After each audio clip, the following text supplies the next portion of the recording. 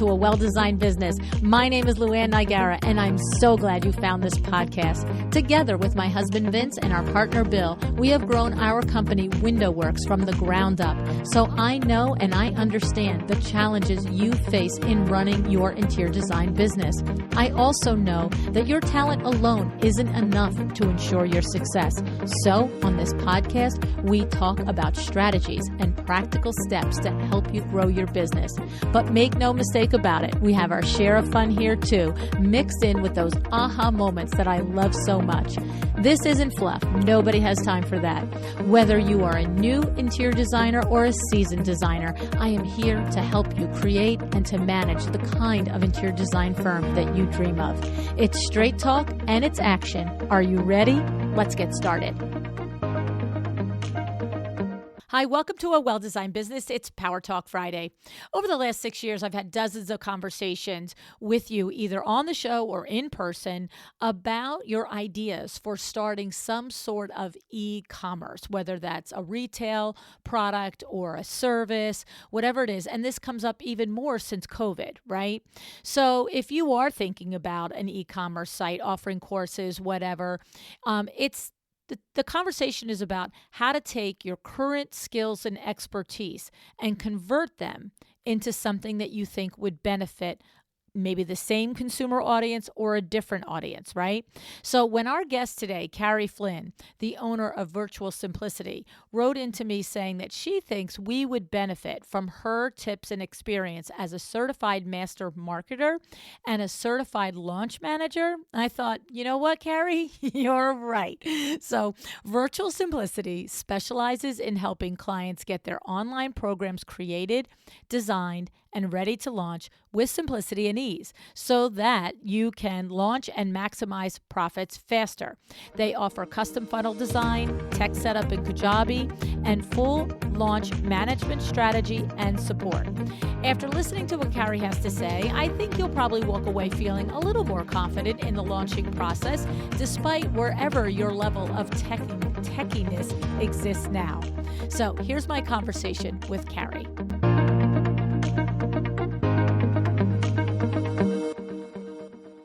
Hi, Carrie. Thanks so much for coming on A Well-Designed Business today. Hi, how are you doing today, Luann? I am good, and I'm looking forward to this conversation, Carrie, because, there's certain things when people write to me and say that they have an idea that they think they want to share with my audience, that they think they would benefit from the designers and the creatives that are listening. And, yours was, I'm a certified master marketer and certified launch manager. And I thought, there are those things. and so talk to me about it. I mean, obviously, I know what a marketing person is, but what does certified master marketer and certified launch manager actually mean so that my audience is up to speed with me? It sounds so formal, doesn't it? But so there are two different certifications that I went through in the last few years. A certified launch manager is really just somebody who has been through a training to understand and experience what the different phases of launching are, how to properly launch someone and oversee and manage a live launch of a course, membership, coaching program, anything that you might be launching in the online space, just helps you to better understand and be prepared and execute a successful launch for a client. And it was really helpful to me when I was going through it because I'd already been launching clients when I got to that program. And it really helped me to kind of solidify kind of some things I was already doing, but gave me some really great new ways to project manage, to strategize, to set up assets and support the clients through that launch process, which can be somewhat, daunting and stressful at times. So that was a very helpful program. And around that time, I also went through the Certified Master Marketer program. That's through a coach, one of my coaches, did that program, and that really opens up more of the marketing side. So understanding how to create offers that are irresistible and how to put them together, how to analyze them. Also, you learn how to write and analyze really great copy and how to develop excellent design to help you better sell your Hmm. offers and programs. So those two certifications together really helped me to kind of gather understanding and develop my skills around that. It really gave me a holistic approach and ability to support our clients, because a lot of times clients don't just need the management, but they also need a lot of support around strategy, and the marketing side too. Hmm. So it really helped me to learn how to do both really well. That's excellent, and it's so funny because from someone who has launched about a gabillion things in the last 6 years and has never done it with any kind of really thought out strategy, it's pretty funny. I mean, I am so famous on my team for having an idea on Tuesday, and by the following Friday, I'm like, so where is it? Like, is it out? What are we doing? And they just Yeah, look you're at a me. quick start. Yeah. Oh, you know what? 110%. I'm a quick start. And even when, like, I've written 3 books, Carrie, even when you don't do a book quick start, I still have never executed a launch strategy for any of the 3 books because I'm just like, okay, it's here now. Just tell everybody. I'm so impressed that you've done all that without strategy. Good for you. Oh, That's it's impressive. crazy. It's crazy. Now, to be sure, I've got my daughter Christy, and Nicole Heimer and Diana, my marketing manager, and Stephanie Hamilton that are with me on the team. And to say there's been no strategy would be ridiculous. But to say Right. that I've ever given them the runway to actually create and execute a great strategy is also not true. So, and as a matter of fact, anytime I have an idea that I'm like, well, we could have about 5 or 6 weeks to do it, Nicole especially is like, oh, 6 whole weeks is amazing. What can we do in six That weeks? feels Let's like get. forever, right?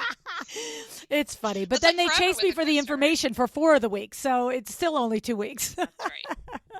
That's 100%. I've been down that road many Yeah. times, so I totally empathize with them. Yeah. Well, but the thing is, and that's why I thought it was so interesting to get your email and to understand this because, obviously for selfish reasons, I'm curious what I don't know that I don't know. But also, I've had a lot of conversations with designers over all the whole course of the 6 years of the podcast at this point, but more, I think since COVID, right? People are looking Hmm. for other ways to add revenue streams that don't require, the in designers' cases, waiting 28 weeks for a sofa to show up, and worrying about the pipeline and the all of the not the pipeline, but the oh, what's the word I'm looking for? You know that word? It's fulfillment, pipeline fulfillment, right? Like the distribution, you Yes. know what I mean?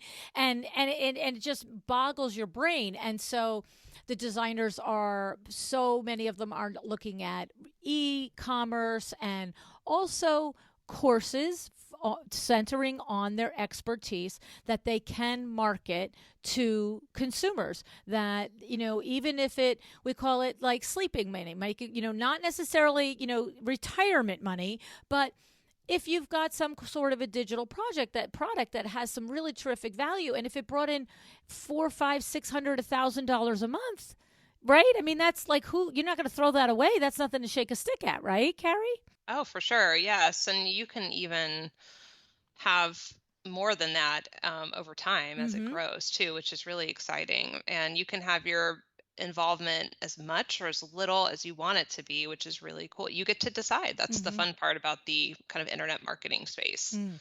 And what I've noticed too is that I've watched some of our colleagues do both.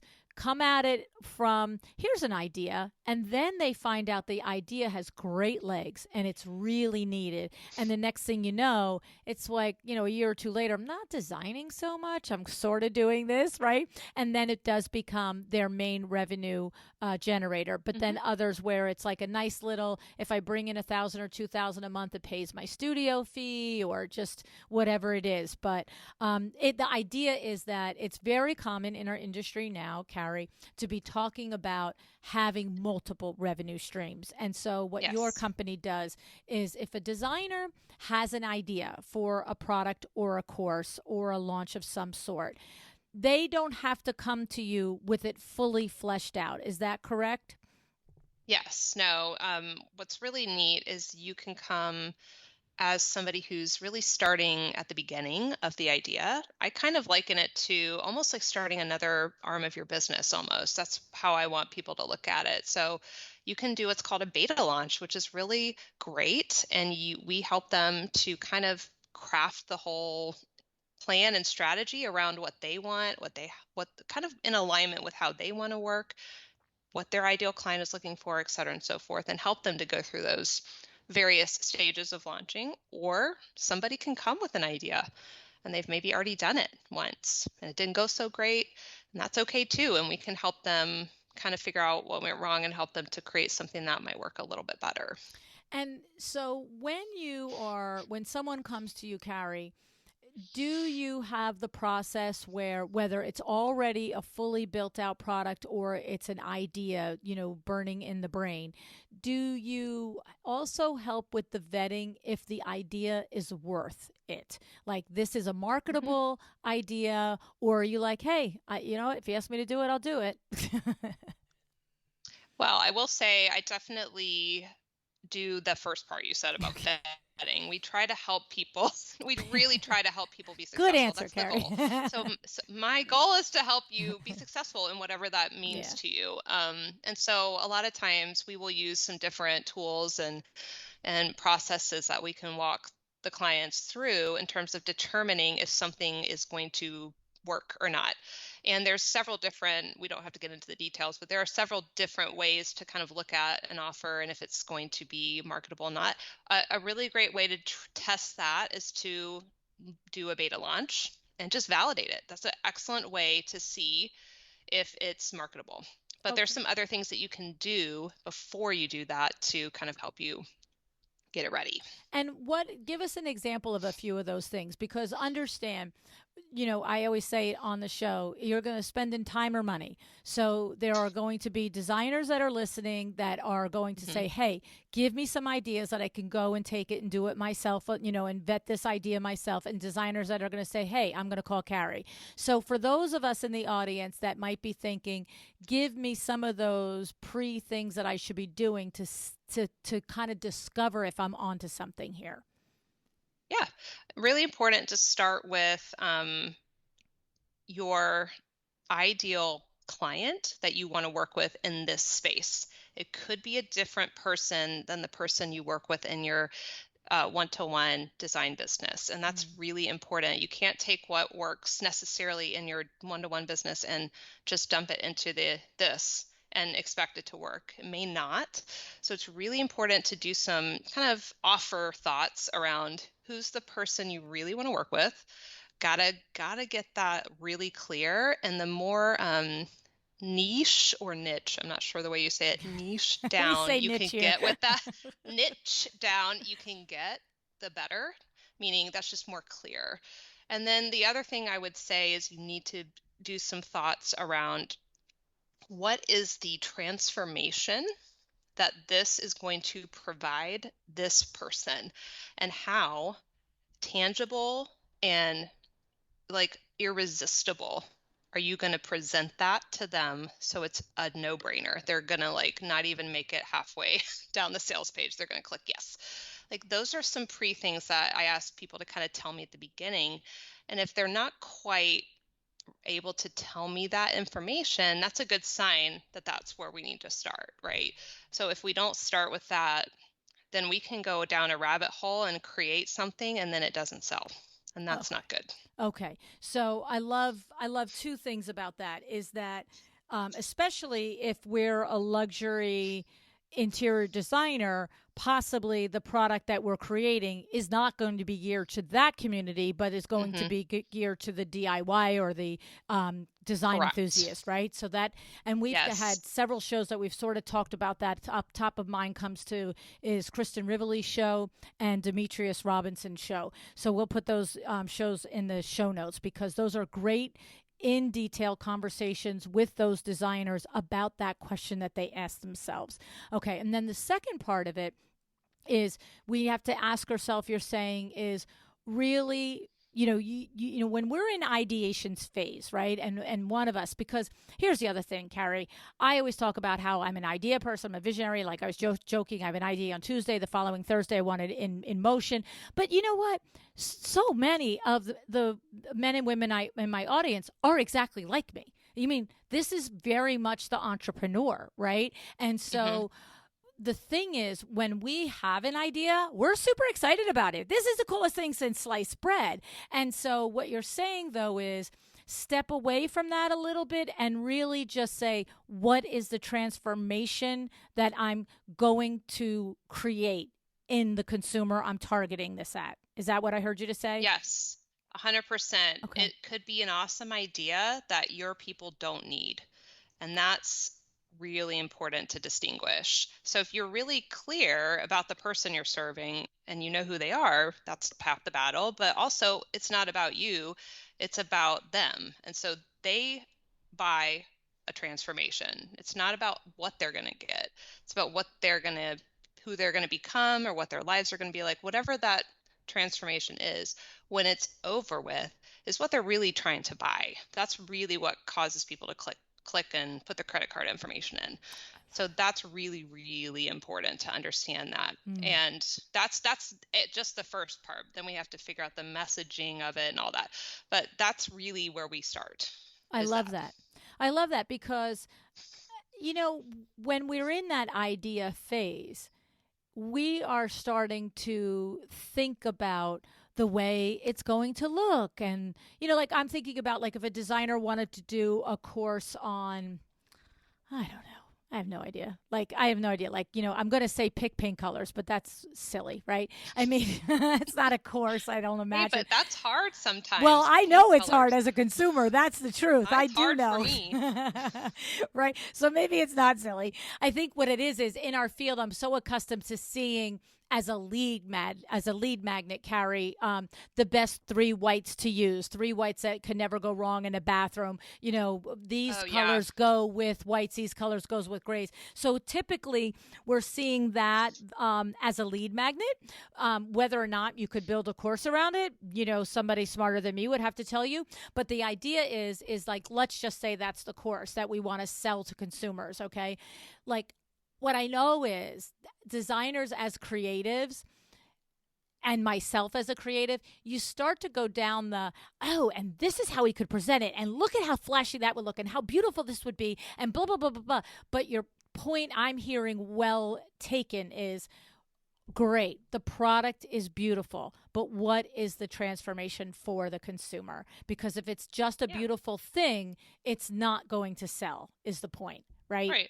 It may or may not. That's the thing. It could be really beautiful and not ideal for the person, or it could be, the opposite of that. It could be kind of meh, but your transformation is so on point that it sells like hotcakes. I have had clients literally sell off of Google Docs because it was such a powerful message and they were so clear on their ideal client and they knew what their pain points and their desires were, that they were able to create that offer that was so clear in the transformation that they didn't even it just sold without. Sometimes you can sell without anything. You're talking to people and it's you're messaging in a DM. I mean, it can be that quick. So yeah, I mean, there's nothing. Design is really important.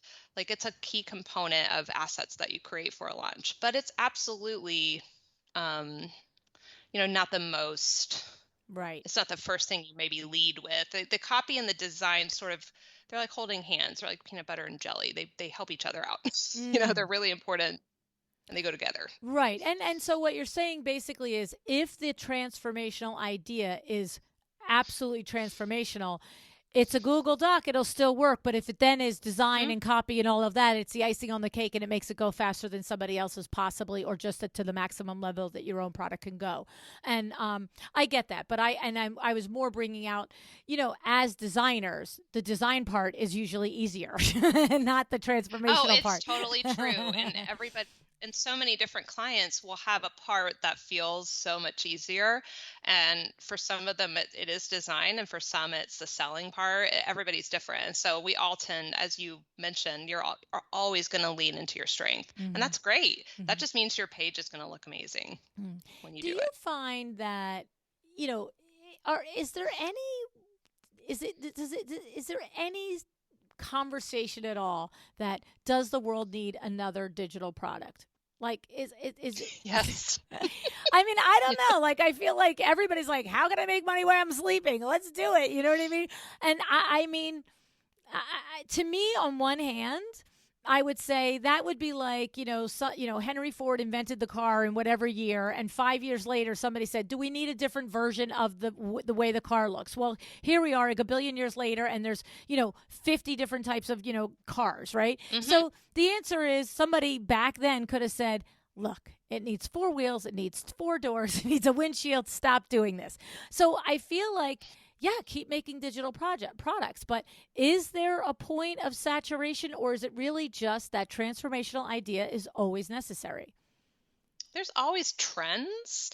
Uh, that come up for sure. And I think there's been different ones. I think during COVID, there was something called an SLO funnel, which basically people would buy these lower cost products like $37. And those were funnels that people would build to kind of create and build their email lists and promote their digital products. And there are certain trends. Courses have been very popular. There's a trend on memberships for a bit there.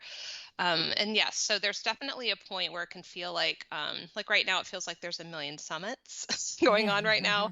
That's a very popular trend right now. So, and I think it's just like any other thing that's out there in any sort of consumer or business to business market. There's sort of waves that go back and forth. And I think that the vehicle is your choice to decide how you want to put your idea out there. You get to decide the vehicle. I'm more about helping people find something that is really in alignment with their core values and also in alignment with how their ideal audience likes to show up and how they like to be served and receive support. When you can kind of find that crossover, that's where the magic really happens, Mm. in my experience. And it's not as necessarily important to focus on, should it be a course, should it be this, should it be that. Those are important decisions that can be made later, but it's more about like just coming up with something that's going to work for both sides of the provider and the receiver of that support. And I will say the whole like make money in my sleep thing, a lot of those people that feel like they're just looking for fast cash won't necessarily make it very long in the digital space, just because it's like building any other business. There's trial and error and lessons and fixing and all the things that you do in your one-to-one business. It's similar. And so you have to have the willingness to go the long term with it and be willing to make mistakes and make changes and fixes and all the things that you would do in your other businesses too. It's very similar. It's just Mm. digital. Yeah, yeah, no, I agree. Like, if you are going to do it, like I always say, do it like a business, do it the right way, For right? real. It's, yeah, Hmm.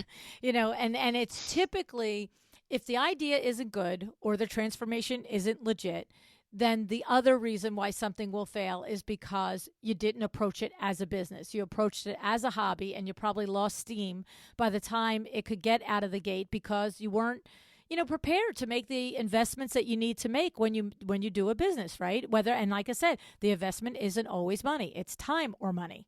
it's, Yeah, one, it's exactly. one or the other, right? And so we have people that bring an idea or a business out into the marketplace, and they don't spend the time or the money and wonder why it didn't happen, on the side while they were doing 16 other things, right? And then it's the Exactly. economy's fault. Well, I understand that argument right now, but the economy also goes in phases too. So Yeah. No, I mean, just have I to be don't able to really ride have the wave. patience for an argument ever. I really don't. You know what I mean? Like, there can be levels of success during the trends in an economy, but That's right. you're either doing it or you're not. Like, Hmm. if you're waiting to be successful for a good economy, then that's your demeanor. You're waiting. There's no waiting when you build a business. It's go, go, Absolutely. go. That's it. Actions are what move you forward, even if they're small. Just keep Exactly. going forward. Exactly. It's so funny because we started Window Works in a recession, and I'm convinced that it's a great time to start a business as Yes, right. And but at the same time, who could argue that starting a business on an upturn is a bad thing? So that just like that's my point. It's all about you. It's like that's it's right. not about out there. It's to your point. It's your idea. Is it transformational? Is it really something that somebody wants? And are you willing to do what it takes to make it happen? And so, and that doesn't mean that people have to get their business up and out of the gate in a short amount of time for it to be, judged by me or anybody else that it's a proper business. It's just don't do it for 2 weeks, 2 months, 2 years, or 20 and say it wasn't successful because of outside factors. That's all I'm saying. It's like, Cor- you, Agreed. right? There's usually other factors involved. There almost always is. Okay. So, one of the things that you talked about here was how to prepare for the emotional side of a launch and aware of its Mm, impact. That's curious. yes, a lot of people don't know, especially if you've never been through, maybe if you're newer and haven't launched online before, there can be some mindset and emotional aspects to it that might surprise you. So, and that is pretty fascinating to me. And I try my best to prepare our clients for them. And then they're always surprised. And I'm like, but I told you. I told you it was probably going to happen. And I think it's because, especially, and honestly, it happens to people who I know are making millions of dollars in revenue in their business, and they still experience some mindset stuff. That's It's just a part of putting it out there. And I think the reason why the emotional side is so prevalent, or there might be some mindset things that come up, is because putting an offer out into that isn't one to one can feel more vulnerable. When Mm, you're doing one to one services, it is, you have a lot of control over how you mm, work with your one to one clients. I know that's been my experience. And so I'm not experiencing a lot of mindset and emotional things with my one to one clients because I get to control my behaviors, my actions, like how I'm supporting them. It's that exchange back and forth. When you're doing one to many, it's very vulnerable to put your idea out there, and it can bring up some comparison. It can bring up some imposter syndrome things. It can sometimes even bring up triggers from the past of experiences you maybe had when you were younger or as a teen, what have you.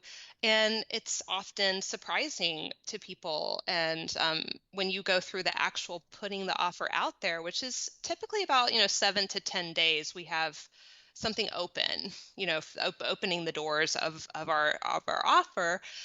People can really kind of sometimes go on a roller coaster, um, excitement and then fear that no one's going to buy, and these different things that will come mm, up. And a lot of times when, like I said, when you're new, you don't know that those are going to happen, even if you've had a really successful business one to one. That's very common. So we really try to help people that work with me to know that we can prepare for these things and have some strategies and supports in place to help us kind of navigate when they happen, because they will. How do I respond? So we're acting in a place of proactivity versus reactivity, because reactivity is where poor decision making can come, and then that can really wreck your launch. We don't want that. So we want to come from a place of proactivity and just helping ourselves feel better. We want to feel good during the process. We don't want to feel in distress. So trying to stay in that good stress is where we want to stay.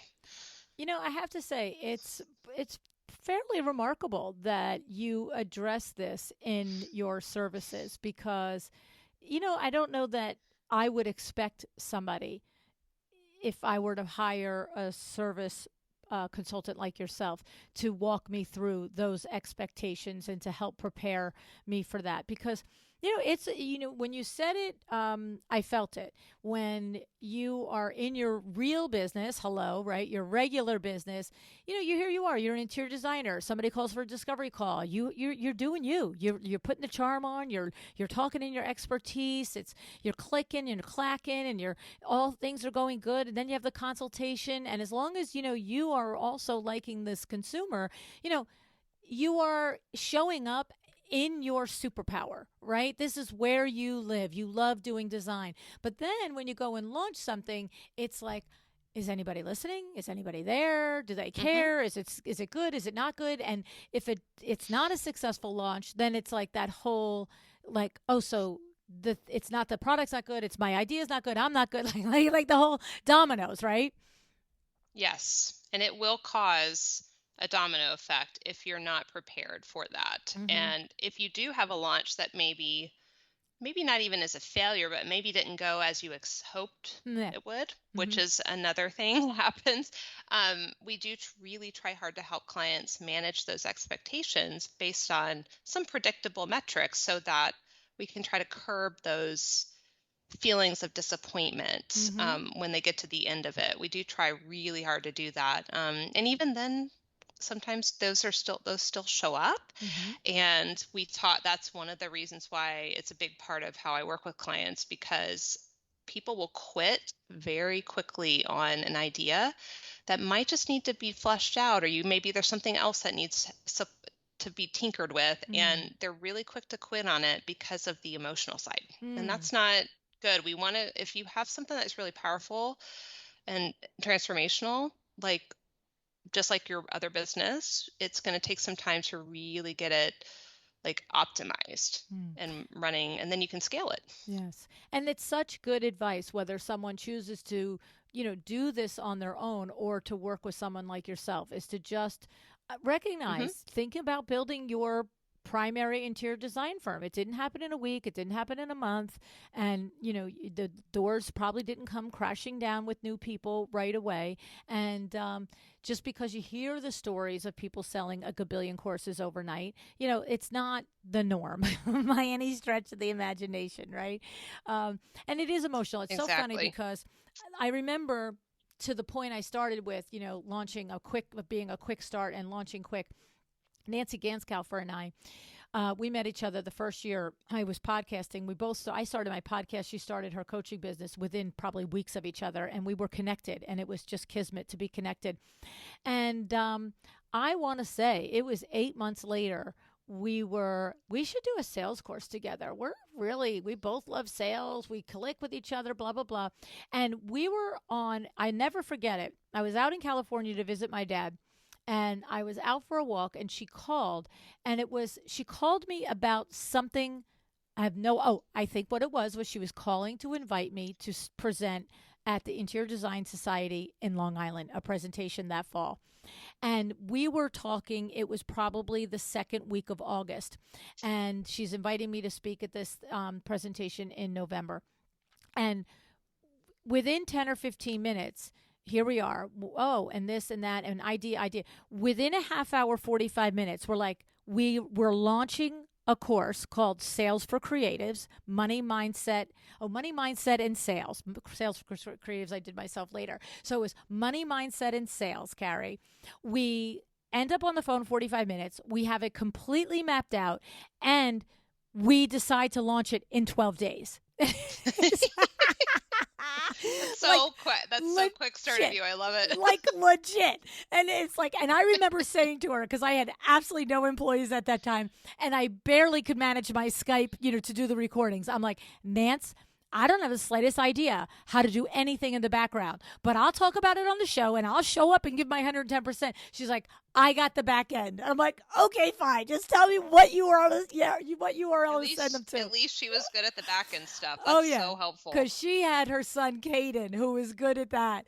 And I'm going to tell you what, and when you talk about the emotional part, that is going to be 6 years ago this September that we launched that, and Chloe Bullock was the first person that signed up for that course. I'll never forget it. And I was like, we watch all of a sudden the email because I'm like, somebody bought it. Oh my God. And That's the then it best. was, right? And then 8 or 9 months later, I had the same thing. I'm out on a run one day, blah, blah, blah. And I'm like, we should do a little like a little live event, like a mini coaching event, blah blah blah. I come back and I'm talking to Nicole and she's like, well, what it would look like and blah blah blah. And I'm like, okay. So like a week later, I'm like, so I'm gonna put it on the podcast. She's like, wait, I gotta build a landing page. I gotta do all this stuff. Like by then I kind of knew about that stuff.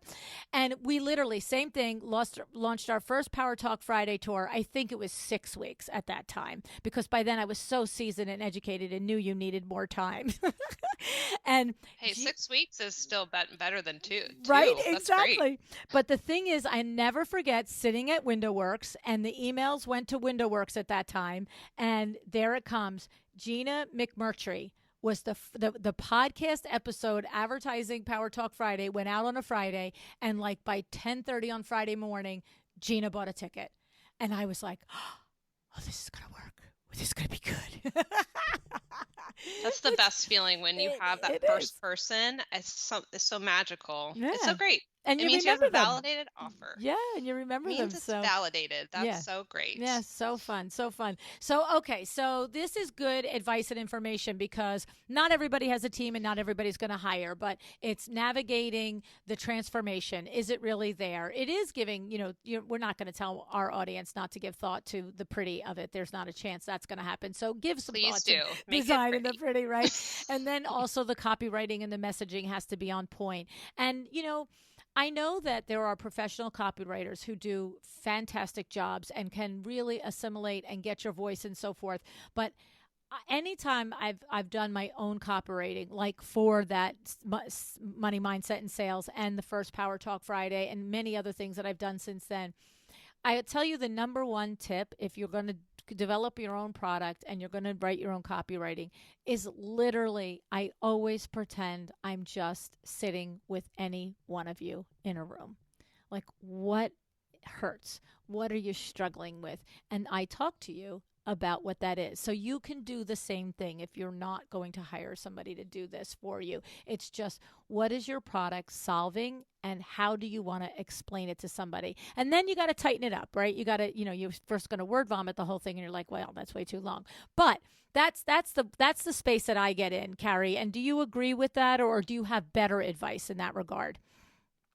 No, I actually do agree with that. I think copywriting, even ads, if you choose to do ads in any capacity, or even design, I think it's so important for people to try it themselves at the beginning Mm, and not be tempted because you may have the financial ability to invest in hiring somebody in those areas. And that's great, but I would highly encourage you to try it because you really, like you said, need to have that understanding of what are you struggling with? Like, what's your desires? Like, and if you get that and you can write it out, then when you're ready to hire somebody, it's much easier for that person to get into your space, your voice, your messaging. It makes it easier for the copywriter when you mm, do decide to hire somebody. Same with ads, because copywriting is a big part of ads as well. And even though you are designing a sales page and making it pretty, the design is really meant to take the copy and just enhance it and make it mm, easier for the person to engage with it. And so when you're even designing pages, you're trying to draw their eye to certain areas. And so that's really all design is. So they really do work together. And if you know how to do that, even in a simple way, even on a Google document, it's okay if it's there first or in Canva or whatever. Like that's important that you do it yourself mm. first, because then you can help, hire somebody later and makes it easier for them. I love that advice because I think by tasking yourself with that, it further challenges you to flesh out if the idea that you've got is a valid one, right? Because if you can Yes, really agreed. talk to why this is so important and what the pain points are that it's going to solve, if it flows, then it flows. But if you're struggling with it, then maybe it really isn't, quite ready for prime time yet, right? The idea. Yeah, 100%. Good. And then you mentioned ads. So once let's just jump forward. We've had this great idea. It's been vetted by ourselves and other people that we know and trust. We've got tremendous, wonderful copy around it. We've got the beautiful deliverable created. What are we talking about? Ads on Instagram, Facebook, LinkedIn, and what kind of, I guess, depending on what the ROI of the product is, determines what kind of budget you would spend on ads. But let's say somebody's going to sell, I don't know, a $300 course on something in their expertise. What are we talking about as a healthy budget for ads? And by the way, do you suggest that we even have one? Well, first of all, I don't encourage people to necessarily worry about investing in ads right away. Okay. That is certainly something you can develop as you are growing this online offer.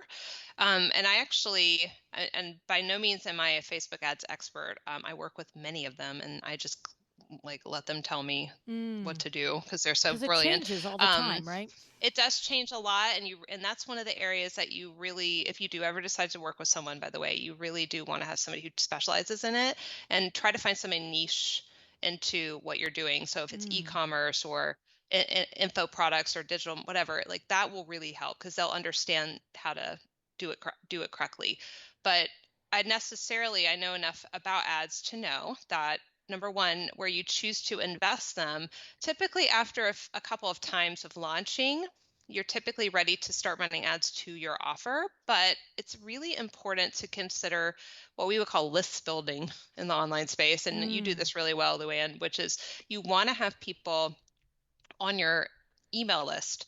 And so you may want to consider having investing in ads that are doing that because pitching to people who are not familiar with you, cold traffic is what they Mm. call that, is very different than people who might be warmer, meaning they know of you, they're familiar with you, what have you. It's very different. It's a lot easier to sell to someone who kind of knows you and is a little warmer than somebody who's totally cold, like they don't know you. So a lot of times you will have folks encourage you to do ads that are more building your email list and just getting to know you. And then um, maybe after you've done that for a while and you've developed an audience and built the advertisement up, then you can start running ads to your paid offers at that time. That's typically the experience I've seen with people do that. But as far as where you put your ads, it's all about where your people are hanging out. Mm. So if your Right. people are on Facebook, that's where you should consider investing your ads. A lot of my clientele spend a lot of time on LinkedIn. So that's typically a space where they will run ads. So it's really just about, where they're spending time, Mm-hmm.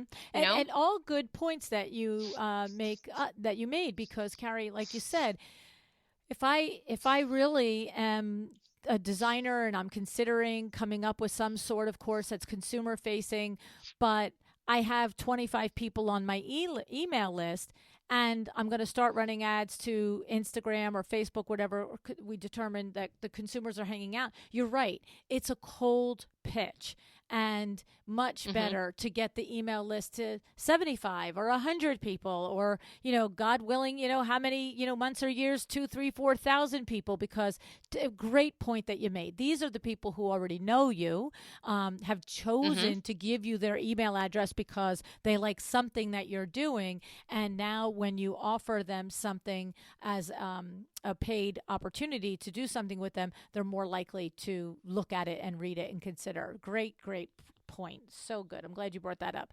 Um, okay. Another thing is that you mentioned that there is a goal to not get lost in the weeds of launching with mid cart bonuses, tracking links, and tagging. Like, those all sound like to me things that I felt like were like the things that I never did, that people are like, you're not giving us time to do this stuff. So, don't we want to do that stuff? You do, but you do want to do it at a certain point. So when I was talking about my certification program, one of the things that I sort of learned and so then made my own for my own launch process is really just helping people determine where they're at in launching. We kind of call it like there's four different kind of levels, and going from a newer or kind of beta type of launch all the way up to what I would call like the fourth level, which is really a thought leader, someone who's the go-to person in the space, is very seasoned, a veteran, has a very well developed offer, that type of a deal. So what I would do with someone in terms of tech or even tools and strategies and systems and whatnot, all the things that can feel messy when you're a little bit newer, we may be able to do that in a much easier way with someone who's a little bit more seasoned, because at that point, one, their messaging and everything's on point, but also they probably have a team Mm, that can support them. And so when you have people that work with you on your team, it makes it a lot easier to mm. do some of these more I don't like the word complicated, but they're just more involved, like Right. systems or tools or different things. And they're really great, by the way, wonderful things to do. But when you're at level 1 or 2, and maybe you're developing your offer, you might be a solo, person working on your own, or maybe you have an assistant helping you, maybe.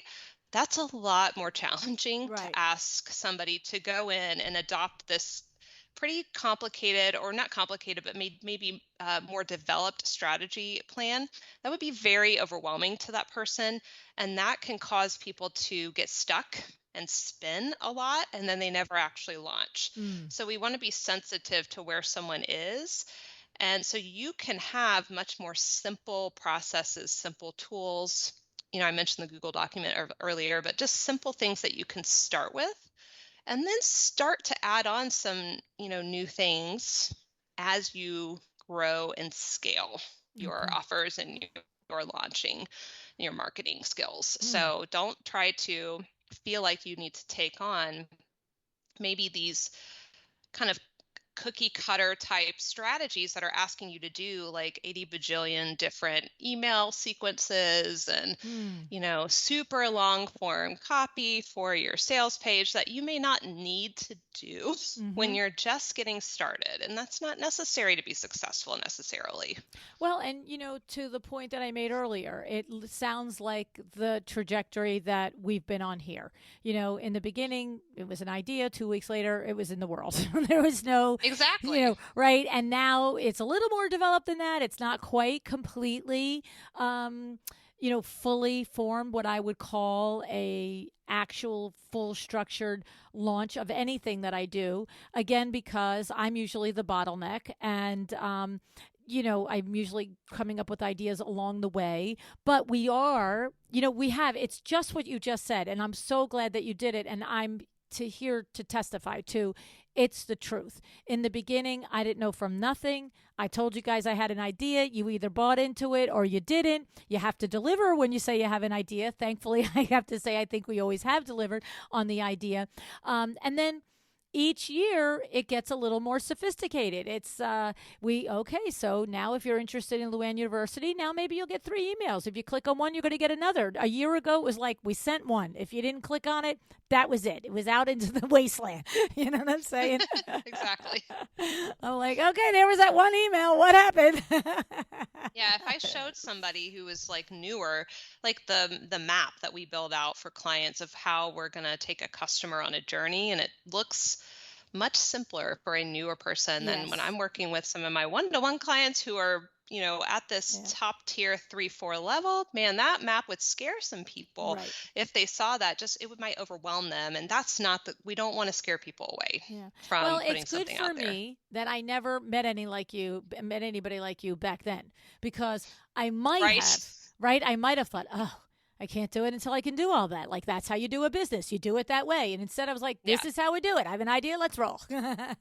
So, That's actually a good, healthy attitude to have, though. mm, And but not, some people get so scared and so intimidated that they don't have that high quick start. They may be a little scared of some of the, so you have to ease them in. yeah. Whereas my clients who are like you, it's like they just sort of let me do it. Hmm. They're it's like, Oh, no big yeah. deal. I'm Let's going to just let you go. I'm do like, it, okay, girl, all cool. day long. Yep. Even better. Here's a question I love. Do you like this? I'm like, I don't know. Do you like it? If you like it, I like it. You're the expert. I love that. I Yeah. love when I get to work with people who are like, let me do that. It's so fun. That's it. That's it. Diana, she asks me all the time, what do you think of this graphic? I'm like, I don't think anything of it. Diana, do you like it? I don't have a darn thought about it.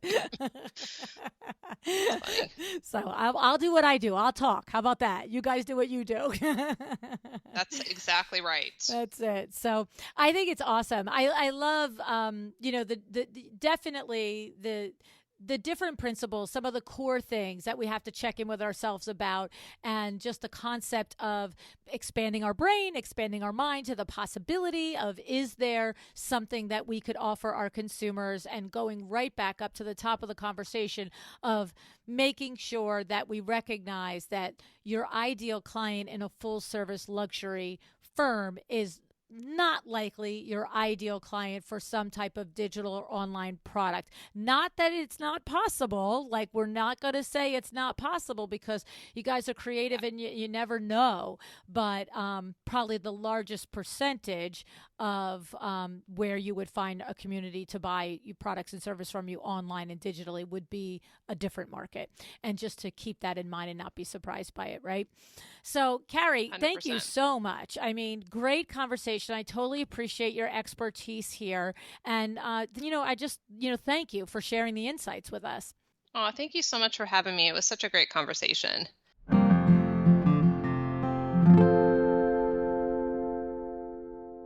All of this talk of launching online products is a perfect opportunity for me to remind you of the 38 East collection by WindowWorks. Designed by our very own Kim Seraphin, this fresh modern fabric collection includes 14 patterns, 9 colorways, and is ready for you to either specify for your custom window treatment and fabric projects, or ready for you to order online in our custom ready sizes. This would be for the projects that basic panels are perfect for the client, and you want quality and sizing you can't get from typical online resources, and you want them quickly. Okay? For custom ready, go to shop38east.com. If you want true custom using any of these patterns, simply order the fabric by the yard and drop ship it to your favorite window treatment workroom. And if you are one of our beloved WindowWorks design partners and Kim has not shown you this collection yet, hint, hint, ask her to do that pronto. Okay? We do have a trade tab there that you can set up your own trade account. So please visit shop38east.com. Okay. A few things that I loved about Carrie's conversation today. There are 2 important things we need to ask ourselves before following through with our own launch, or before hiring Carrie or someone else like her to help us, right? The first thing is something we've talked about on the show before several times, but it always bears repeating. The idea is that we have to become clear on who our ideal client will be for this new launch. You may currently be a luxury interior designer, but your e-product might be better geared towards DIY consumers. Or maybe your product is geared towards your peers. The industry is your target client. The point is that the marketing messaging that works for your one-on-one design clients will not likely work for the people you are launching this new service for. There are many episodes where we've picked this idea apart in detail and come top of mind include Robin Barron, Kristen Rivoli, Demetrius Robinson, Bria Hamill, Chloe McIntosh, and Amanda Hamilton. These and more are on my website. On my website, I've got the podcast divided by collections, and we have a collection that's called Product Development Collection. So if you go there, you can listen to all of these shows and the others that we have. All right. Another point I love is that while design is very important as part of the launching process, and as creatives, we think about the beauty in the presentation of our products, right? But remember, Carrie said she had the client who sold their product from Google Docs, okay, because the messaging and the deliverable was so powerful. Now, I do know that the pretty is important, even though I always say I don't want to talk about the pretty, right? I do know it's important, especially if your product is going to be interior design related. But be sure to focus first on the pain points you are attempting to solve, right? You want to focus on the transformation you are offering, the transformative benefits to your target consumer, because this is essentially the differentiator for the success of any product, course, or service you are selling. It's just like I tell you on the show.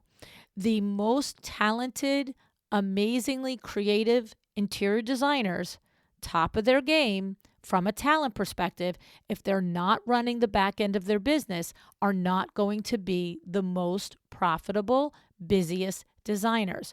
I've seen designers with beautiful talent, but not exceptional, actually outperform others that objectively have exceptional creative talent.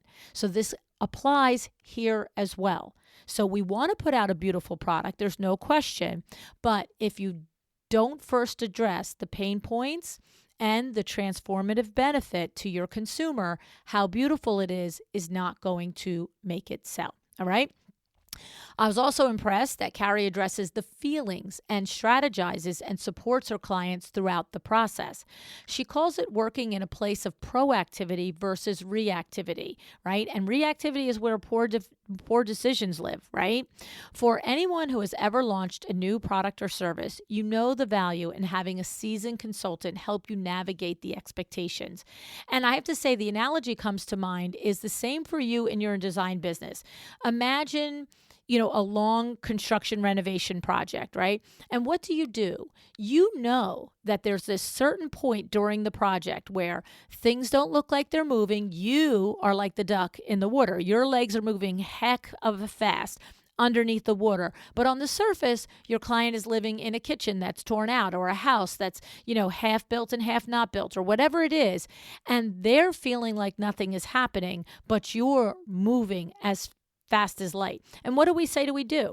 We always say to people at the beginning of the project, get ready for this part because it's going to be trying. It's going to be frustrating. You're going to be living in chaos at that point, likely, but we are working behind the scenes. It's setting that expectation, right? And we've even had designers tell us how they are doing a kitchen renovation. That's when they're going to send prepared meals or gift cards for restaurants just to sort of ease that little burden right there.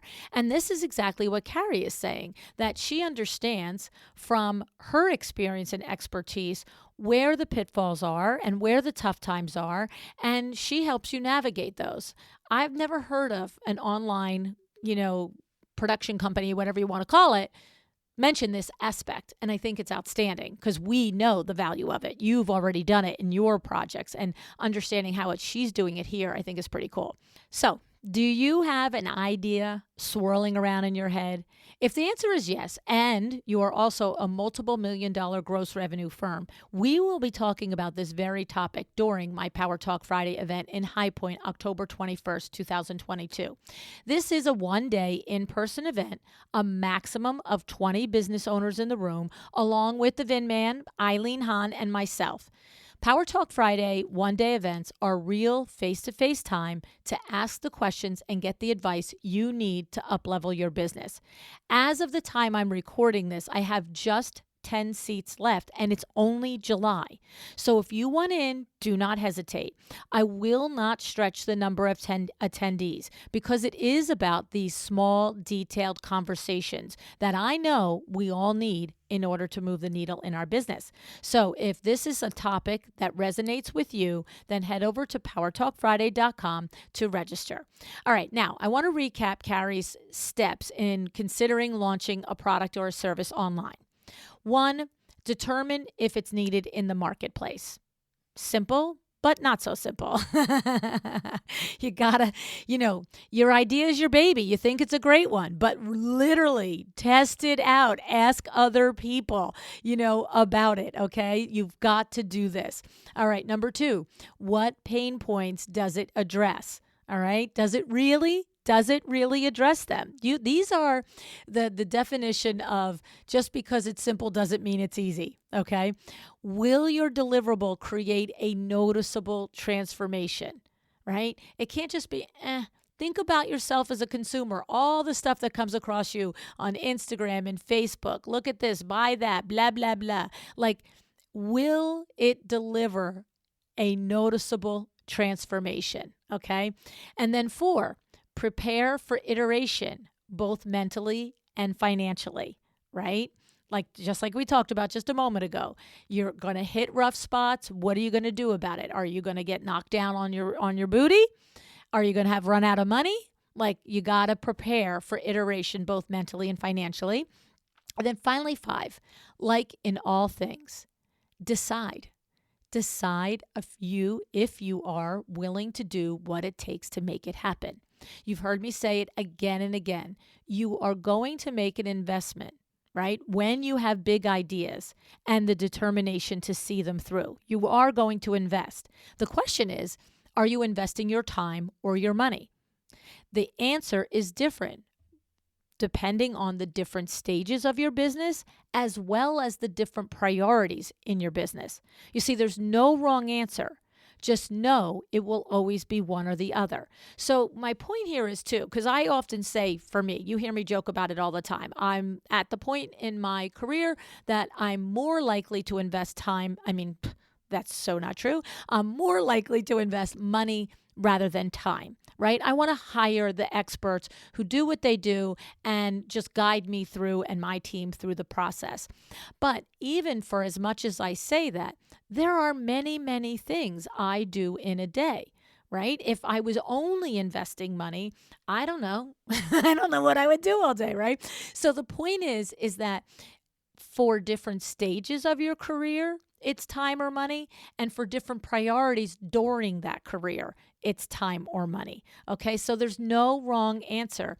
The thing is to get clear on it and to be prepared for it. All right. So it's totally doable. You can make your dreams come true. If you have a great idea, you've proven concept, you know that it's valuable and needed in the marketplace, you can make it come true. Okay. You just have to follow the process and the systems, just like you do for everything else in your business. All right.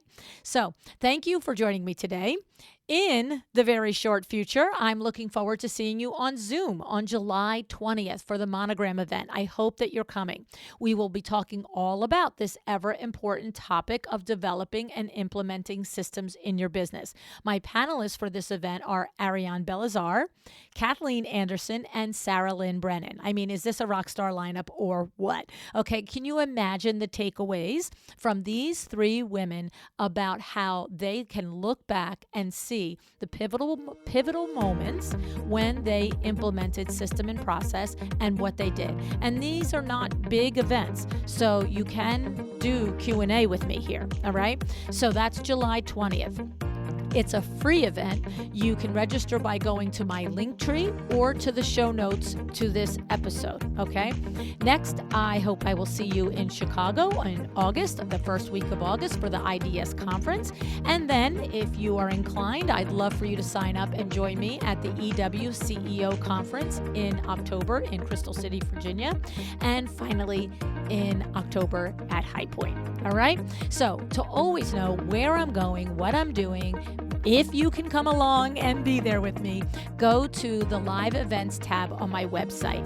There in Linktree, we usually have all the things and places where I'm going to be, all right? And always, always, always introduce yourself to me. I love it. It's the juice I live for, all right? Thank you so much for joining me today. Decide to be excellent. Thank you for joining me today. This podcast is a production of Luann Nigara, Inc. If you'd like to know more about me, my books, or Luann University, go to luannnigara.com. And if you want to learn more about exciting windows, where you can get education and resources to build a better window treatment business, go to excitingwindows.biz. Have an excellent day.